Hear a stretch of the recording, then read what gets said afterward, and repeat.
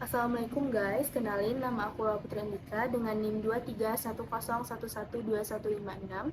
Aku dari jurusan Hukum, Fakultas Hukum, Kelompok Bakti 25 MRI. Baiklah, pada kesempatan kali ini aku akan menyelesaikan salah satu tugas bakti, yaitu narasi logika dan hati yang berjudul maraknya pinjaman online ilegal. Pinjaman online ilegal adalah pinjaman yang tidak terdaftar atau tidak diawasi oleh OJK. Biasanya memiliki bunga yang lebih tinggi dan tidak terjamin, sehingga memiliki risiko yang lebih besar. Dari artikel yang saya baca teman-teman, Otoritas Jasa Keuangan atau OJK telah menutup 5.684 layanan pinjaman online sepanjang periode 2018 sampai 2022. Dari sana dapat kita lihat teman-teman bahwa pinjaman online ini sangat marak di dalam masyarakat. Pertanyaan pertama, apa saja sih faktor-faktor yang menyebabkan seseorang terlibat dalam pinjaman online ilegal? Faktor pertama karena latar belakang ekonomi menengah ke bawah. Memang benar guys, uang bukan segalanya, tapi segalanya butuh uang. Hal tersebut yang mengharuskan seseorang untuk melakukan pinjaman online ilegal. Yang kedua, karena tekanan ekonomi lagi. Seperti contohnya guys, pada saat COVID-19 kemarin, itu rata-rata orang WFH dan social distancing. Oke, kalau pegawai negeri sipil yang menerima uang atau nilai gaji tiap bulan, gimana dong orang-orang yang udah jelas ekonominya menengah ke bawah, nggak punya pekerjaan tetap, ya, mengharuskan dia untuk melakukan pinjaman online ilegal. Faktor ketiga, karena cepat dapat uangnya.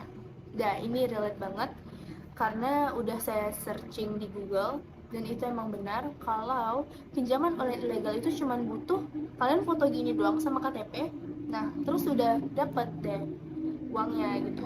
Juga faktor ketiga karena gaya hidup yang konsumtif. Ya biasa ini terjadi pada manusia, terutama para remaja ya. Terus tadi saya baca di artikel juga ada yang karena beli HP ya, makanya ngelakuin pinjaman online. Pertanyaan kedua, apa aja sih dampak yang akan dirasa oleh orang yang udah pinjam di pinjaman online ilegal? Mungkin ya guys, orang udah tahu nih dampaknya bakal jelek, tapi tetap aja ngeyel mau pinjam di pinjaman online ilegal.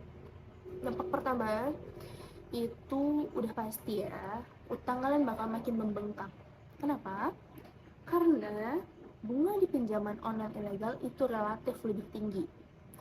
Misalnya kalau di bank itu kalian dapat bunga 2%, kalau di pinjaman online ilegal akan dapat bunga 5%. Gitu deh.